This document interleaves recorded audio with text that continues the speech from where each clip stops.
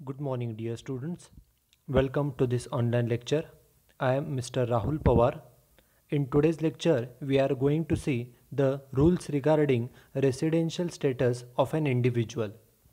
In the previous few lectures, we have seen the rules which determines the residential status of a company and a partnership firm.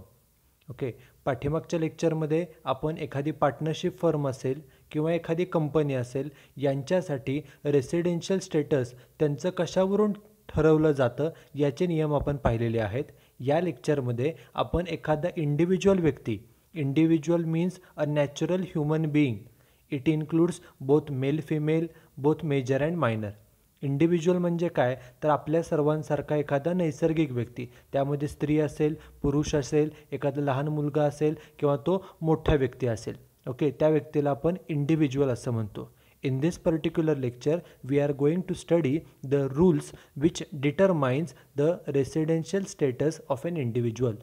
एखादा व्यक्ती, तो स्त्री असो किंवा पुरुष असो, तो लहान असो किंवा मोठा असो, एखादा व्यक्ती हा आपल्या देशाचा रेसिडेंट कधी होतो, इन्कम टॅक्स कायद्याअंतर्गत त्या व्यक्तीला रेसिडेंट स्टेटस कधी मिळतं हे आपण या लेक्चरमध्ये पाहणार आहोत. So let start with the residential status of an individual.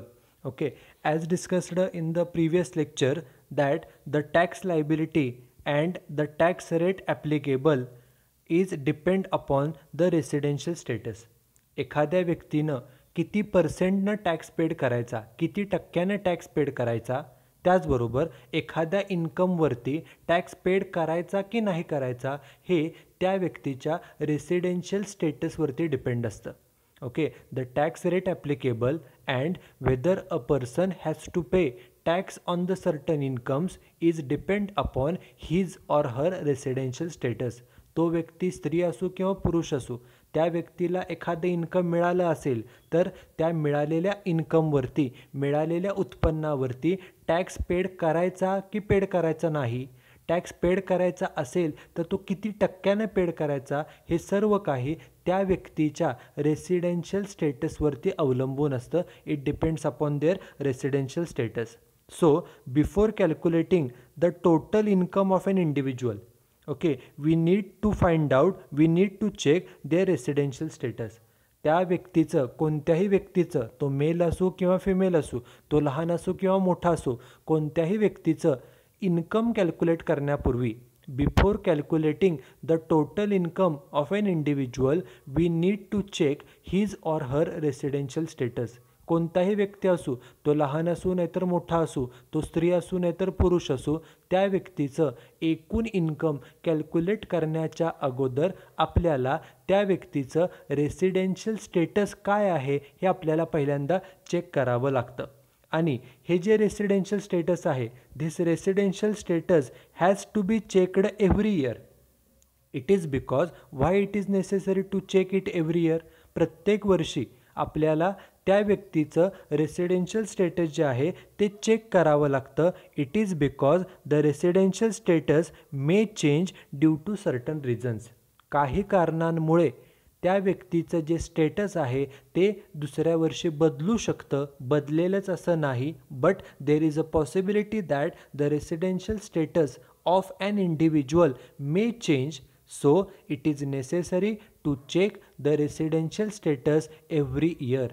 एखादा व्यक्ती, तो स्त्री असो नाहीतर पुरुष असो, तो व्यक्ती लहान असो किंवा मोठा असो, त्या व्यक्तीचं रेसिडेन्शियल स्टेटस जे आहे ते प्रत्येक वर्षी तपासावं लागतं, चेक करावं लागतं, कारण की पुढच्या वर्षी कदाचित ते रेसिडेन्शियल स्टेटस बदलूसुद्धा शकतं. याचा अर्थ रेसिडेन्शियल स्टेटस प्रत्येक वर्षी बदलेलंच असं नाही. नॉर्मली रेसिडेन्शियल स्टेटस हे आहे तेच राहतं, बट ते तेच राहील असं आपण खात्री देऊ शकत नाही. काही कारणामुळे ते रेसिडेन्शियल स्टेटस बदलू शकतं. सो आपल्याला प्रत्येक वर्षी we need to check the residential status of an individual every year. ते आपल्याला प्रत्येक वेळेला चेक करावं लागतं. मग आता एखादा इंडिव्हिज्युअल आहे, okay, the residential status of an individual is explained in this particular tree diagram. एखादा इंडिव्हिज्युअल व्यक्ती आहे, मगाशी सांगितलं individual person includes both male female, both major and minor. इंडिव्हिज्युअलमध्ये एखादा स्त्री असेल, एखादा पुरुष असेल, एखादा लहान व्यक्ती असेल, एखादा मोठा व्यक्ती असेल, हे सर्व आपण त्यांना इंडिव्हिज्युअल असं म्हणतो. मग एखादा इंडिव्हिज्युअल व्यक्तीचं जे रेसिडेन्शियल स्टेटस आहे, it is classified into 2 categories. First, it is a resident और ही may be a non resident. तो जो कोण व्यक्ती आहे, ज्या व्यक्तीचं आपण रेसिडेन्शियल स्टेटस चेक करत आहोत, तो व्यक्ती एकतर रेसिडेंट असेल, एकतर तो व्यक्ती काय असेल, रेसिडेंट असेल, आपल्या देशाचा, भारत देशाचा रेसिडेंट असेल, किंवा तो भारत देशाचा नॉन रेसिडेंट असेल. ओके, रेसिडेन्शियल स्टेटसचे हे मेन 2 पार्ट होतात, एकतर रेसिडेंट किंवा तो नॉन रेसिडेंट असू शकतो. And if the particular person is resident, जर तर व्यक्ती, तो जो कोण व्यक्ती आहे, ज्या व्यक्तीचं आपण स्टेटस चेक करत आहोत, तो जर व्यक्ती रेसिडेंट असेल, तर रेसिडेंटचे पुन्हा 2 प्रकार होतात. पहिला प्रकार म्हणजे resident and ordinary resident, and second type is resident but not ordinarily resident. हे त्याचे 2 प्रकार होतात. आणि या दोन्हीपैकी which status is far better, the status of resident and ordinary resident is more beneficial to the individual. हे जे काही स्टेटसेस आहेत, यापैकी जे ऑर्डिनरी रेसिडेंटचं स्टेटस आहे, ते मिळणं हे व्यक्तीच्या दृष्टीनं जास्त फायद्याचं असतं. Okay, because if the individual gets this status, जर एखाद्या व्यक्तीला हे स्टेटस मिळालं, तर त्या व्यक्तीला जो गव्हर्नमेंटला टॅक्स पेड करावा लागतो, तो कमी पर्सेंटनं, कमी टक्क्यानं टॅक्स हा पेड करावा लागतो. If an individual gets the status of resident and ordinary resident, then he or she has to pay the tax to the government at lesser rate. कमी दरानं त्यांना गव्हर्नमेंटला टॅक्स द्यावा लागतो. And therefore it is necessary, for that purpose it is necessary to get this particular status. आणि त्यासाठी हे status मिळणं गरजेचं आहे. मग आता प्रश्न येतो की एखाद्या व्यक्तीला, कोणत्या व्यक्तीला रेसिडेंट म्हटलं जातं, रेसिडेंट हे स्टेटस मिळवण्यासाठी कोणते नियम आहेत, कोणते नियम नॉन रेसिडेंटसाठी आहेत, प्लस ऑर्डिनरी रेसिडेंट कोणाला म्हणता येऊ शकतं, आणि नॉट ऑर्डिनरी रेसिडेंटचं स्टेटस कोणाला मिळतं, हे आपण हे पुढे पाहणार आहोत. First we will start with the when an individual can be treated as a resident. एखाद्या व्यक्तीला जर रेसिडेंट व्हायचं असेल, तर रेसिडेंट होण्यासाठी कोणते नियम आहेत ते पहिल्यांदा आपण पाहणार आहोत. These are the rules to determine whether it is the person is resident or not. Resident होण्याचे नियम काय हे आपण पाहणार आहोत. बघा इथं काय सांगितलेलं आहे. An individual means a natural human being. It includes male, female, major, minor etcetera.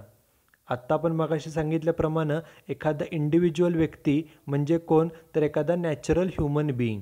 त्यामध्ये मेल, फिमेल, स्त्री, पुरुष प्लस मेजर, मायनर हे सर्वजण त्यामध्ये इन्क्लूड हे केले जातात. ओके, मग एखादा इंडिव्हिज्युअल असेल, an individual is said to be resident in India. एखाद्या व्यक्तीला रेसिडेंट इन इंडिया, भारताचा रेसिडेंट कधी म्हटलं जातं, तर सिम्पल पुढे सांगितले, लक्ष द्या. If he fulfils any one of the following 2 basic conditions. Okay, आपल्याला 2 कंडिशन्स दिलेल्या आहेत, 2 बेसिक कंडिशन. त्या 2 पैकी एनी वन, कोणतीही एक कंडिशन जरी पूर्ण केली तरीसुद्धा त्या व्यक्तीला रेसिडेंटचं स्टेटस मिळतं. म्हणजेच काय, for getting the status of resident an individual has to satisfy any one of the basic 2 conditions. ज्या 2 बेसिक कंडिशन्स आहेत त्यापैकी एनी वन, कोणतीही एक कंडिशन जरी पूर्ण केली, कोणतीही एक, तरीसुद्धा त्या व्यक्तीला रेसिडेंटचं स्टेटस हे मिळू शकतं. कोणतीही एक, 2 कंडिशन्स आहेत, दोन्हीच्या दोन्ही पूर्ण करण्याची कोणतीच आवश्यकता नाही. Okay, an individual has to fulfil only 1 condition. एकतर पहिली कंडिशन पूर्ण करा, नाहीतर दुसरी पूर्ण करा. कोणतीही एक कंडिशन जरी पूर्ण केली तरीसुद्धा त्या व्यक्तीला रेसिडेंटचं स्टेटस मिळतं. मग त्या 2 कंडिशन्स कोणत्या आहेत, त्यापैकी किती पूर्ण करायचे आहेत, फक्त एनी वन, एकच कंडिशन कुठलीही पूर्ण झाली पाहिजे. बघा मग पहिली कंडिशन काय, the first condition is he is in India for minimum 182 days during the previous year. तो जो कोण व्यक्ती आहे, ज्या व्यक्तीचं आपण रेसिडेन्शियल स्टेटस चेक करत आहोत, टेक युअर एक्झाम्पल, तुम्ही स्वतःचं एक्झाम्पल घ्या. समजा तुमचं रेसिडेन्शियल स्टेटस चेक करायचं असेल तुमचं स्वतःचं, तर तुमच्यासाठी नियम काय? पहिला नियम केअरफुली बघा. ही इज इन इंडिया, तो व्यक्ती भारतात असला पाहिजे, भारत देशामध्ये असला पाहिजे. किती दिवस? फॉर मिनिमम 182 डेज, कमीत कमी 182 दिवस तो व्यक्ती भारतात पाहिजे. कधी? During the previous year. आपलं जे प्रिव्हियस इयर आहे, सध्या कोणतं वर्ष चालू आहे? सध्याचं वर्ष आहे 2020-21, बरोबर. हे करंट इयर आहे. मग याच्या प्रिव्हियस मागचं वर्ष कोणतं? तर प्रिव्हियस इयर आहे 2019-20. ह्या 19-20 या वर्षभरामध्ये 19-20 म्हणजे हे वर्ष कधी चालू झालं सांगा? 2019-20 म्हणजे वर्ष सुरू झालं 1 एप्रिल 2019ला आणि वर्ष संपतं कधी? जे वर्ष 1 एप्रिलला चालू झालेलं आहे 1/4ला, ते कधी संपतं? तर ते संपतं 31 मार्चला, बरोबर. मग हे जे काय वर्ष आहे 2019-20 which starts from 1 April 2019 to 31 March 2020, ह्या एका वर्षभरामध्ये, ह्या एक वर्षभरामध्ये, एक वर्ष किती दिवसांचं असतं सांगा? एक वर्ष असतं 365 दिवसांचं, बरोबर. या 365 दिवसांपैकी तुम्ही भारतात कमीत कमी मिनिमम किती दिवस असला पाहिजे? तर 182 दिवस. तुमचा स्वतःचा विचार करा. तुम्ही 365 दिवसांपैकी भारतामध्ये किती दिवस होता? तर आपण सगळेजण 365च्या 365 दिवस भारतातच होतो. Take example of your parents, take example of your family members. तुम्ही तुमच्या पेरेंट्सचं उदाहरण घ्या, घरामध्ये असणाऱ्या तुमच्या फॅमिली मेंबर्सचं उदाहरण घ्या, तुमच्या रिलेटिव्हचं उदाहरण घ्या. एवढाच नियम वापरायचा की जे प्रिव्हियस इयर आहे, प्रिव्हियस इयर काय? 2019-20, कारण आत्ता सध्याचं वर्ष आपलं चालू आहे 20-21, प्रिव्हियस इयर आहे 2019-20. या प्रिव्हियस इयरमध्ये, प्रिव्हियस इयर असतं, कोणतंही वर्ष असतं 12 महिन्याचं, 365 दिवसांचं. या 365 दिवसांपैकी तुम्ही भारतामध्ये किती दिवस असला पाहिजे?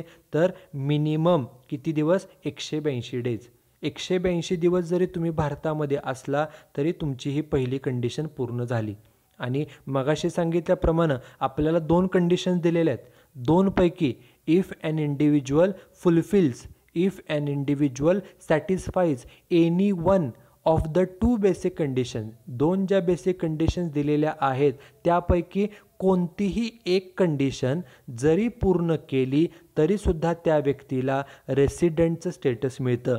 For getting the status of resident an individual has to fulfill only one condition. मग पहिली कंडिशन तुम्ही पूर्ण करताय का?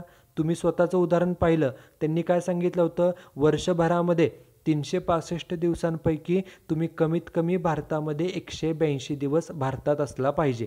तुम्ही 182 दिवस भारतात होता का? तर नक्की आपण 182 दिवस भारतामध्ये होतो. म्हणजे आपण ही जी काय पहिली कंडिशन आहे 182 दिवसांची, ही आपण कंडिशन पूर्ण करतोय. आपण पहिली कंडिशन पूर्ण केली, आता ही दुसरी कंडिशन वाचण्याची गरजसुद्धा नाही. हे महत्त्वाचं आहे, लक्षात घ्या. आपण पहिली कंडिशन पूर्ण केली आहे का नाही? त्यामुळं there is no any need to read the second condition. Second condition वाचण्याची काही आवश्यकता नाही, कारण आपल्याला रेसिडेंटचं स्टेटस मिळण्यासाठी फक्त एकच कंडिशन पूर्ण करावी लागते. कोणतीही एक. पहिली कंडिशन पूर्ण करा, नाही तर दुसरी करा.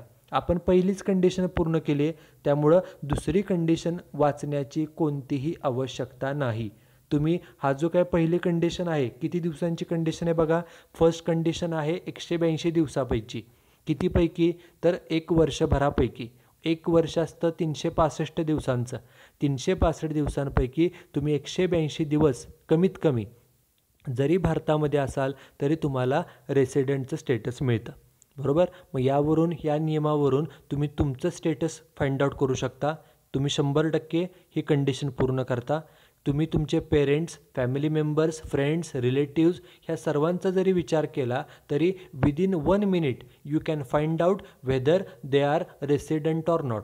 ओके, एका मिनटामध्ये तुम्ही ह्या सर्वांचं स्टेटस हे चेक करू शकता. 182 दिवस जरी ते व्यक्ती भारतात असेल वर्षभरापैकी 365 दिवसांपैकी, तरीसुद्धा ती व्यक्ती रेसिडेंट होते. आणि या नियमावरून 182 दिवसाचा हा नियम आहे. ओके, त्यावरून तो व्यक्ती रेसिडेंट आहे का नाही हे आपण, रेसिडेंट आहे हे 182 दिवस जरी तो भारतात असला तरीसुद्धा तो रेसिडेंट होतो.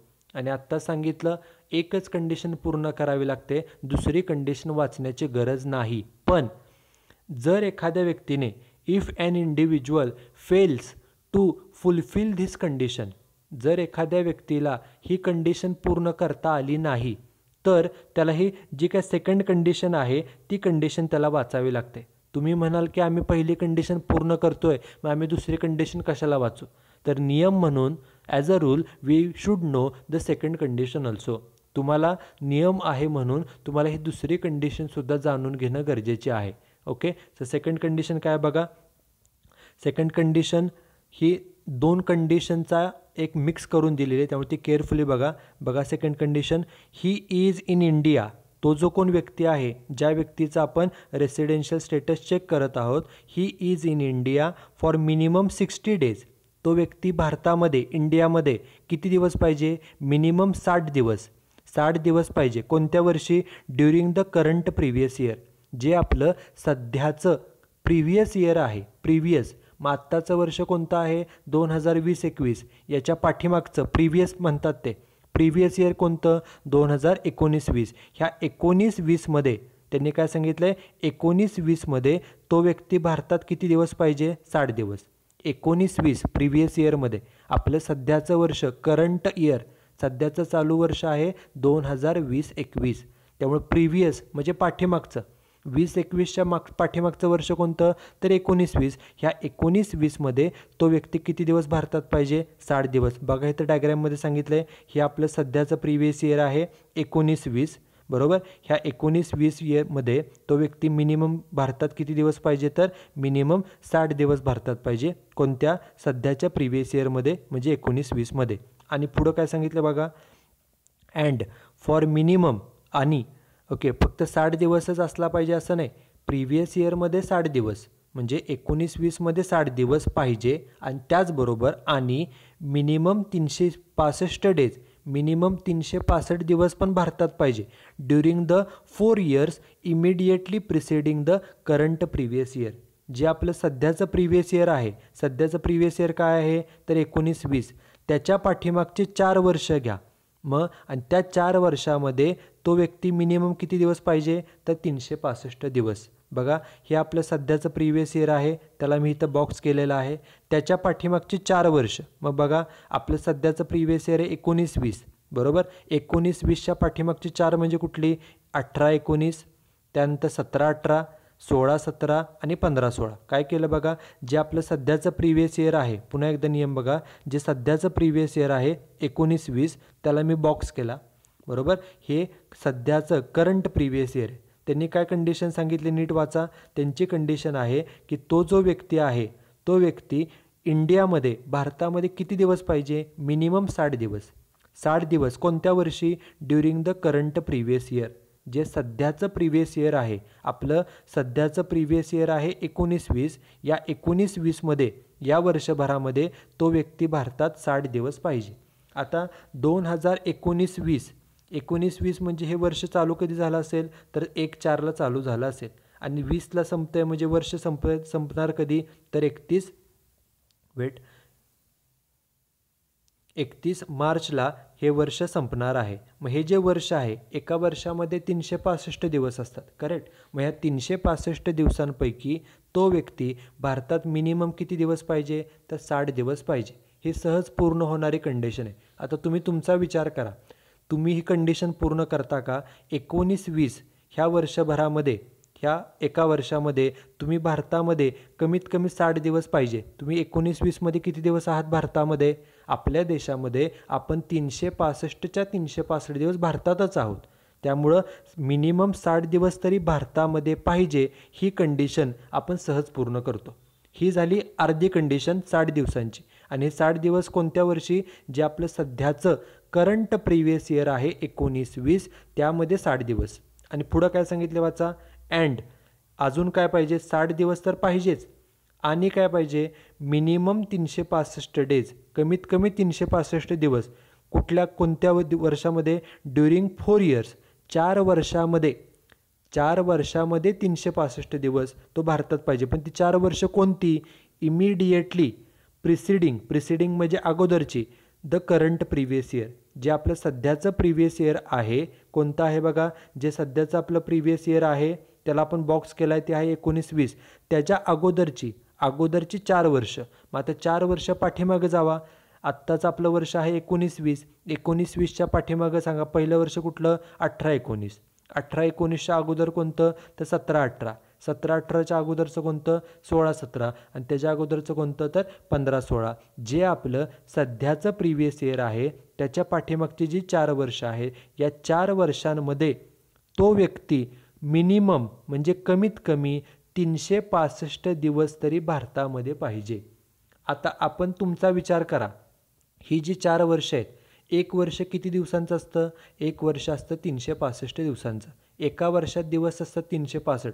मग किती वर्ष आहेत ही, 1 2 3 4, एकूण 4 वर्ष आहेत. 4 वर्ष म्हणजे जवळपास 1200 1300 1400 दिवस झाले 4 वर्षाचे मिळून, बरोबर. मग ह्या एकूण 4 वर्षामध्ये तो व्यक्ती कमीत कमी भारतामध्ये 365 दिवस तरी पाहिजे. ओके, म्हणजे ही कंडिशन कशी आहे, तर जे सध्याचं प्रिव्हियस इयर आहे, पुन्हा एकदा बघा, जे सध्याचं प्रिव्हियस इयर आहे 19-20, ह्या 19-20मध्ये तो व्यक्ती कमीत कमी 60 दिवस पाहिजे भारतामध्ये. 19-20 ह्या एका वर्षामध्ये कमीत कमी 60 दिवस पण पाहिजे आणि त्याच्या अगोदरची जी 4 वर्ष आहेत त्या 4 वर्षामध्ये मिनिमम 365 दिवस पण पाहिजे. म्हणजे सध्याच्या प्रिव्हियस इयरमध्ये कमीत कमी 60 दिवस आणि त्याच्या पाठीमागच्या 4 वर्षांमध्ये मिनिमम 365 दिवस, अशी 60 आणि 365ची ही कंडिशन आहे.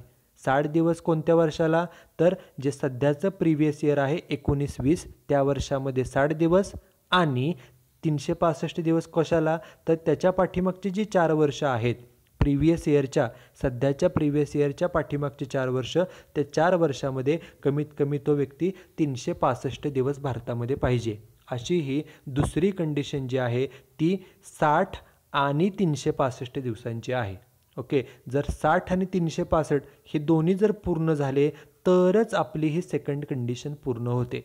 म्हणजे थोडक्यात ही सेकंड कंडिशन जरा 2 कंडिशनचं कॉम्बिनेशन आहे, कारण त्यातला पहिला पार्ट आहे तो 60 दिवसांचा आणि दुसरा पार्ट आहे तो 365 दिवसांचा. पण तुमचा विचार करा, तुमच्या पेरेंट्सचा विचार करा, फॅमिली मेंबर्स, रिलेटिव्स, तुमचे फ्रेंड्सचा विचार करा आणि ही कंडिशन पूर्ण होते का बघा. कंडिशन ही सहज पूर्ण होण्यासारखी काय पाहिजे, तर जे सध्याचं प्रिव्हियस इयर आहे 19-20 त्यात तो व्यक्ती कमीत कमी भारतात 60 दिवस पाहिजे.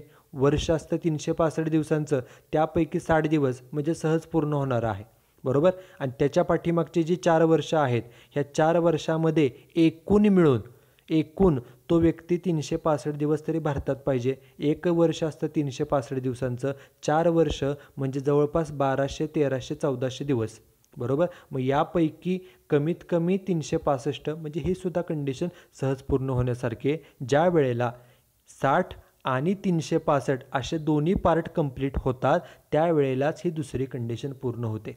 त्यामुळं नियम काय बघा, रेसिडेंट व्हायचं असेल, if an individual wants to get a status of resident, then he has to complete any one condition of the 2 conditions given. ज्या 2 कंडिशन्स आहेत त्यापैकी कोणतीही एक कंडिशन ही पूर्ण करावी लागते. जर पहिली कंडिशन पूर्ण केली तर दुसरी कंडिशन वाचण्याची गरजसुद्धा नाही.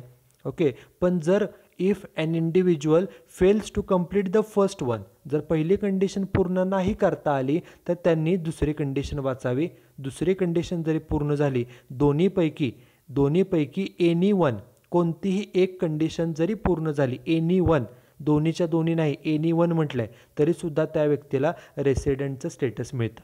ओके, दोन्हीपैकी कोणतीही एक कंडिशन जरी पूर्ण झाली तरी त्या व्यक्तीला रेसिडेंट हे स्टेटस मिळतं. एक तरी कंडिशन पूर्ण झालीच पाहिजे.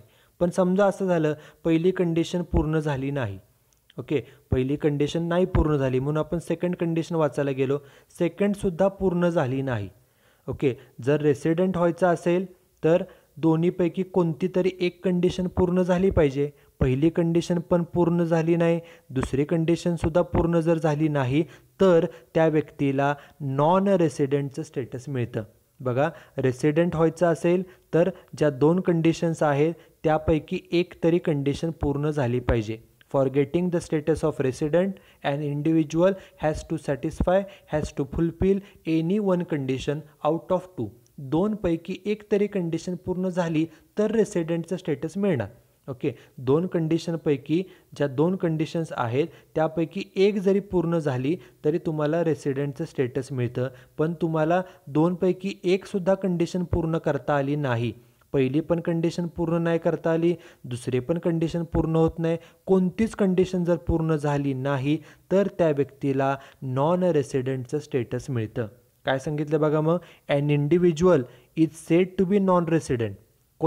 एखाद्या व्यक्तीला नॉन रेसिडेंट कधी म्हटलं जातं, if he does not satisfy any of the above two basic conditions. ज्या दोन कंडिशन्स आहेत बघा, पहिली कंडिशन आहे 182 दिवसाची, बरोबर, ही पहिली कंडिशन, आणि दुसरी कंडिशन आहे 60 आणि 365ची, बरोबर. पहिली कंडिशन सिंपल आहे 182 दिवसाची सलग, ओके, आणि दुसरी कंडिशन आहे 60 दिवस आणि 365 दिवस. ह्या दोन कंडिशन्स आहेत, दोनपैकी एक जरी पूर्ण झाली, एक जरी, तरी रेसिडेंटचं स्टेटस मिळतं. पण दोन्हीपैकी तुम्हाला एकसुद्धा पूर्ण करता आली नाही, if he does not satisfy any of the above two conditions. ज्या दोन कंडिशन दिलेल्या आहेत त्यापैकी एकसुद्धा कंडिशन जर पूर्ण करता आली नाही तर त्या व्यक्तीला नॉन रेसिडेंटचं स्टेटस मिळतं. त्यामुळं जे आपण ट्री डायग्रॅम पाहिलेली आहे की एखादा व्यक्ती, कोणत्या व्यक्तीला रेसिडेंट म्हणायचं, जर त्या व्यक्तीने ज्या कंडिशन्स दिलेल्या आहेत, रेसिडेंट होण्यासाठी दोन कंडिशन्स आहेत, त्या दोनपैकी कोणतीही एक कंडिशन जरी पूर्ण केली तरीसुद्धा त्या व्यक्तीला रेसिडेंट स्टेटस मिळतं. पण दोन कंडिशनपैकी एक पण कंडिशन पूर्ण करता आली नाही तर त्या व्यक्तीला नॉन रेसिडेंटचं स्टेटस मिळतं. तुम्ही तुमचा विचार करा, तुम्ही तुमच्या पेरेंट्सचा विचार करा, फॅमिली मेंबर्सचा विचार करा, तुम्हा सर्वांना कोणतं स्टेटस मिळणार आहे, रेसिडेंटचं स्टेटस मिळणार. कारण रेसिडेंट होण्यासाठी जी पहिली आपली कंडिशन 182 दिवसाची ती तुम्ही सहज पूर्ण करता. तुम्ही काय, मी सुद्धा ही कंडिशन सहज पूर्ण करतो, कारण आपण 365 पैकी 365 दिवस भारतातच आहोत, म्हणजे आपण ही 182 दिवसाची कंडिशन पूर्ण करतोय. एक जरी कंडिशन पूर्ण झाली तरी आपल्याला जे हे स्टेटस आहे हे रेसिडेंटचं स्टेटस मिळणार आहे. मग आता पुन्हा प्रश्न येतो की आपल्याला रेसिडेंटचं स्टेटस तर मिळालं आहे, मगाशी तुम्हाला सांगितलं रेसिडेंटचं स्टेटस मिळाल्यानंतर when an individual gets the status of resident, then we have to see further that whether he is ordinary resident or whether he is not ordinary resident. एकदा का त्या व्यक्तीला रेसिडेंटचं स्टेटस मिळालं की पुन्हा त्याचे दोन प्रकार होतात. एक म्हणजे रेसिडेंट अँड ऑर्डिनरी रेसिडेंट, हा पहिला प्रकार, आणि दुसरा प्रकार म्हणजे रेसिडेंट, तो व्यक्ती रेसिडेंट आहे बट नॉट ऑर्डिनरी, तो ऑर्डिनरीली रेसिडेंट नाही. ओके, आणि ह्या दोन्हीपैकी जास्त फायदेशीर स्टेटस कोणतं असतं तर ऑर्डिनरीचं स्टेटस मिळवणं हे जास्त फायद्याचं असतं. मग आता प्रश्न येतो की ऑर्डिनरी रेसिडेंट स्टेटस तुम्हाला कधी मिळेल. Okay, this is very important. एखादा व्यक्ती, आता तुम्ही असाल, ओके, तुम्ही, तुमचे पेरेंट्स, तुमचे फ्रेंड्स, रिलेटिव्ह, ह्या सर्वांना इन्क्लुडिंग मी, मलासुद्धा रेसिडेंटचं स्टेटस आहे. मग पुन्हा आपल्याला चेक करावं लागतं की आपण ऑर्डिनरीमध्ये येतोय का नॉट ऑर्डिनरीमध्ये येतोय. ऑर्डिनरीचं स्टेटस मिळणं हे जास्त फायद्याचं आहे. मग ऑर्डिनरीचं स्टेटस कधी मिळतं तर ते नियम पुढं सांगितलेत बघा. एखाद्या व्यक्तीला रेसिडेंट अँड ऑर्डिनरी रेसिडेंटचं स्टेटस कधी मिळतं हे सर्वात महत्त्वाचं आहे, केअरफुली लक्ष द्या. If a resident individual, okay, एखादा व्यक्ती रेसिडेंट आहे, आत्ताच आपण चेक केलं, तुम्ही स्वतः 182 दिवसाची कंडिशन पूर्ण करताय म्हणजे तुम्ही रेसिडेंट आहात, तुमचे पेरेंट्ससुद्धा रेसिडेंट आहेत, तुमचे फॅमिली मेंबर्स रेसिडेंट आहेत, मी सुद्धा रेसिडेंट आहे. एखादा व्यक्ती रेसिडेंट आहे त्यानंतर त्या व्यक्तीला ऑर्डिनरीचं स्टेटस कधी मिळतं तर ऑर्डिनरीचं स्टेटस मिळवण्यासाठी आपल्याला दोन कंडिशन दिलेल्या आहेत. पुढे याच्या पुढे दोन कंडिशन दिलेल्या आहेत आणि त्या दोन्हीच्या दोन्ही, केअरफुली बघा, दोन्हीच्या दोन्ही कंडिशन जर आपण पूर्ण केल्या, if an individual fulfils, satisfies both of the following two additional conditions, he gets the status of resident and ordinary resident. पुन्हा एकदा बघा, एखादा इंडिव्हिज्युअल व्यक्ती आहे, तो रेसिडेंट आहे, जसं तुम्ही रेसिडेंट आहात, मी रेसिडेंट आहे, तुमचे फॅमिली मेंबर्स, पेरेंट्स रेसिडेंट आहेत, ओके, आपण रेसिडेंट कशावरून ठरतो? तर आपण 182 दिवस भारतामध्ये राहिलोय म्हणजे आपण रेसिडेंट आहोत, बरोबर. एखादा व्यक्ती रेसिडेंट आहे, त्या व्यक्तीला ऑर्डिनरीचं स्टेटस कधी मिळतं? तर पुढं वाक्य काय सांगितलं आहे? इफ इंडिव्हिज्युअल सॅटिस्फाय करणे म्हणजे पूर्ण करणे. काय? बोथ म्हणजे दोन्हीही. Both of the following two additional condition, ज्या 2 ॲडिशनल कंडिशन्स आहेत त्या दोन्हीच्या दोन्ही पूर्ण जर केल्या तरच ऑर्डिनरीचं स्टेटस मिळतं. मग आता त्या 2 कंडिशन कोणत्या? आणि त्या दोन्हीच्या दोन्ही पूर्ण व्हाव्याच लागतात. बघा, ॲडिशनल कंडिशन्स काय आहेत? हे ॲडिशनल कंडिशन्स आहेत आणि ब्रॅकेटमध्ये स्पेसिफिकली मेन्शन केलं आहे, बोथ मस्ट बी सॅटिस्फाईड. या दोन्हीच्या दोन्ही पूर्ण व्हाव्याच लागतात तरच तुम्हाला ऑर्डिनरीचं स्टेटस मिळतं. मग पहिली कंडिशन काय वाचा? हे केअरफुली लक्ष द्या. बघा, पहिली कंडिशन आहे ही इज, तो जो व्यक्ती आहे, तुम्ही स्वतःचा विचार करा. तुम्ही रेसिडेंट आहात, तुमचे पेरेंट्स रेसिडेंट आहेत, तुमचे फॅमिली मेंबर्स रेसिडेंट आहे, मी सुद्धा रेसिडेंट आहे. स्वतःचा विचार करा आणि ही कंडिशन वाचा. काय सांगितलं आहे? He is resident of India. तुम्ही स्वतः आपले रेसिडेंट आहात आपल्या देशाचे. किती वर्ष? For minimum 2 years. कमीत कमी 2 वर्ष तरी तुम्ही रेसिडेंट असला पाहिजे. कमीत कमी 2 वर्ष. कितीपैकी? Out of 10 years. 10 वर्षापैकी कमीत कमी 2 वर्ष तरी तुम्ही रेसिडेंट असला पाहिजे आपल्या देशाचे. 10 वर्षापैकी. आता 10 वर्ष कुठली? Immediately preceding the current previous year. आणि इथं स्पेसिफिकली मेन्शन केलं आहे बघा, आपलं सध्याचं आपलं प्रिव्हियस इयर काय? 19-20. बघा इथं केअरफुली खाली मी ड्रॉ केलेलं आहे. जे आपलं सध्याचं प्रिव्हियस इयर आहे त्याला मी बॉक्स करतो. हे आपलं करंट प्रिव्हियस इयर आहे, बरोबर. ह्या प्रिव्हियस इयरच्या पाठीमागची 10 वर्ष सांगितलेले आहेत. मग आता पाठीमागची 10 वर्ष बघा, 19-20च्या अगोदरचं वर्ष कोणतं? 18-19. ओके, 18-19. त्याच्या अगोदरचं 17-18, त्याच्या पाठीमागे 16-17, 15-16, 14-15, 13-14, 12-13, 11-12, 10-11 आणि 9-10 ही पाठीमागची झाली एकूण 10 वर्ष, बरोबर. जे आपलं सध्याचं प्रिव्हियस इयर आहे ते काय आहे? तर 19-20. हे जे सध्याचं प्रिव्हियस इयर आहे त्याच्या पाठीमागची जी 10 वर्ष आहेत त्या 10 वर्षापैकी मिनिमम 2 वर्ष तरी, 10 पैकी 2दा तरी तुम्ही रेसिडेंट असला पाहिजे. मग आता रेसिडेंट कधी होतं? मागाशीच आपण रेसिडेंट होण्याच्या कंडिशन बघितल्यात. 182 दिवस भारतामध्ये असला तुम्ही तर तुम्ही लगेच रेसिडेंट होता. आपण तुमचा विचार करा. हे जे पहिलं वर्ष आहे कुठलं? 18-19 घ्या. 18-19 ह्या वर्षभरामध्ये वर्ष असतं 365 दिवसांचं. त्या 365 पैकी तुम्ही 182 दिवस भारतामध्ये होता का? तर तुम्ही भारतामध्ये 182 दिवस होता म्हणजे तुम्ही ह्या वर्षी झाला रेसिडेंट. कोणतेही वर्ष घ्या. फॉर एक्झाम्पल 13-14 हे जे वर्ष आहे, वर्ष असतं 365 दिवसांचं. त्या 365 पैकी तुम्ही कमीत कमी 182 दिवस भारतामध्ये होता का? तर 100% तुम्ही 182 दिवस भारतामध्ये होता म्हणजे तुम्ही त्या वर्षीसुद्धा झाला रेसिडेंट. कारण रेसिडेंट होण्यासाठी भारतामध्ये तुम्ही फक्त 182 दिवस जरी हजर असला त्या वर्षभरामध्ये तरी तुम्ही रेसिडेंट होता. अजून एखादं वर्ष बघा, 10-11 कोणतंही वर्ष घ्या, ओके, त्या वर्षी तुम्ही 182 दिवस जरी भारतामध्ये हजर असला तरी तुम्ही रेसिडेंट होता. मग आपल्याला काय सांगितले? ही जी पाठीमागची 10 वर्ष आहेत, ओके, 10 वर्ष, ह्या 10 पैकी मिनिमम 2दा तरी तुम्ही रेसिडेंट पाहिजे. 10 वर्षापैकी मिनिमम 2दा तरी तुम्ही रेसिडेंट पाहिजे. आपलं स्वतःचा विचार करा. आपण 10 पैकी 10च्या 10 वर्ष रेसिडेंट आहोत.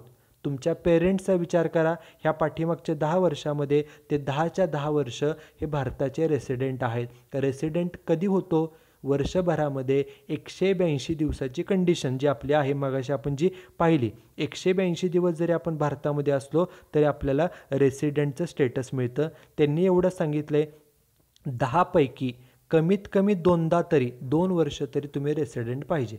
आपण स्वतः, तुम्ही असाल, मी असेल, तुमचे पेरेंट्स, माझे पेरेंट्स, तुमचे फॅमिली मेंबर्स, माझे फॅमिली मेंबर्स, आपण हे जे 10 वर्ष त्यांचा विचार केला तर 10 पैकी 2दा तरी ते रेसिडेंट पाहिजेत. आपण सर्वजण 10च्या 10 वर्ष रेसिडेंट आहे.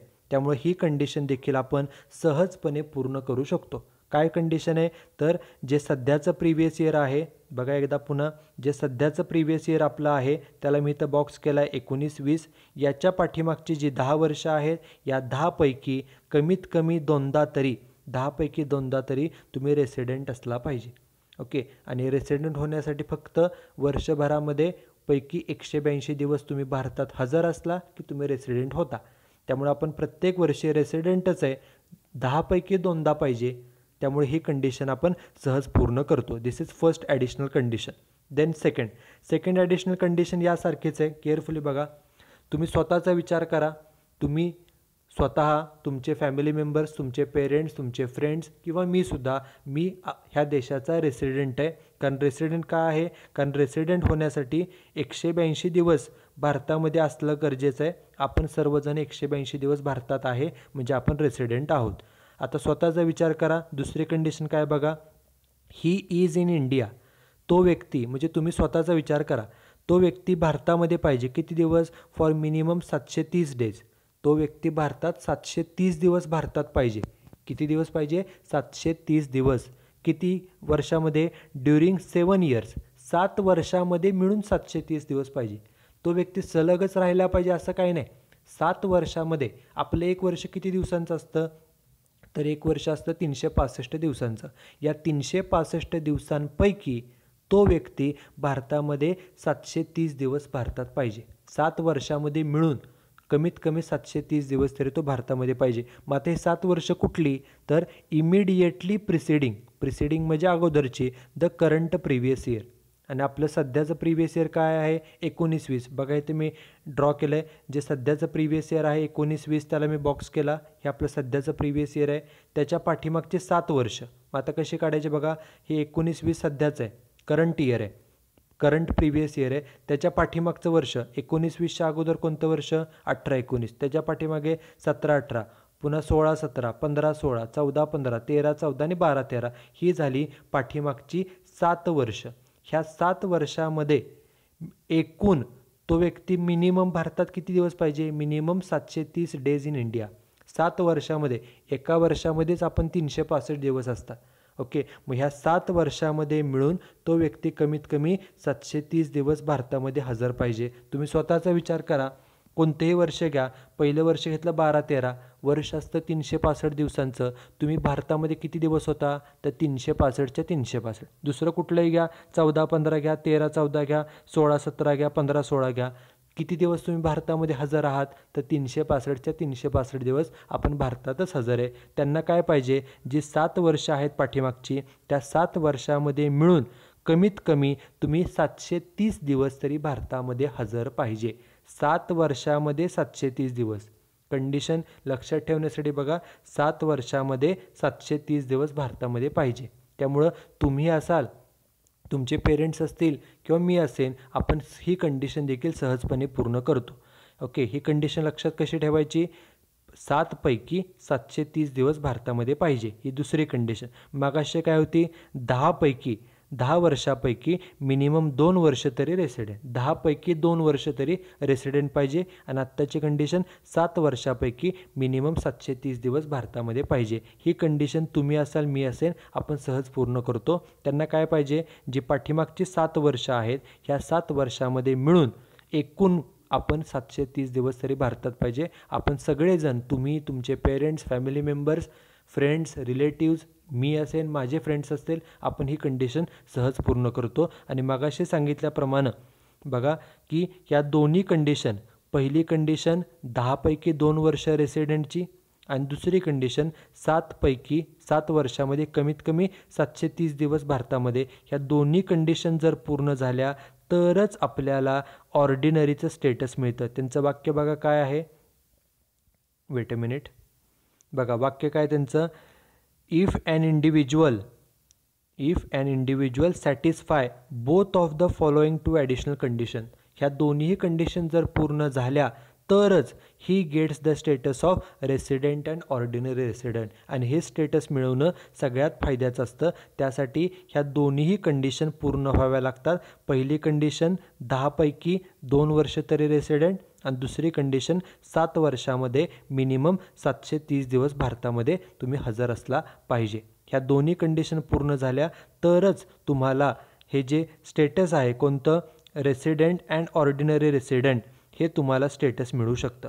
दोन्हीच्या दोन्ही जी पहिली कंडिशन आहे आणि दुसरी कंडिशन आहे दोन्हीच्या दोन्ही पूर्ण केल्या तर तुम्हाला हे ऑर्डिनरीचं स्टेटस हे मिळणार आहे.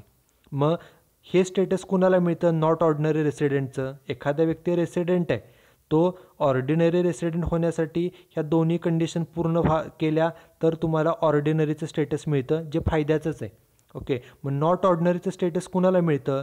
ह्या ज्या दोन कंडिशन्स आहेत ह्यापैकी पहिली कंडिशन पूर्ण झाली आणि दुसरी पूर्ण झाली नाही, किंवा पहिली कंडिशन कंप्लीट झाली, ओके, किंवा पहिली अपूर्ण राहिली, ओके, एकच पूर्ण केली दुसरी अपूर्ण आहे.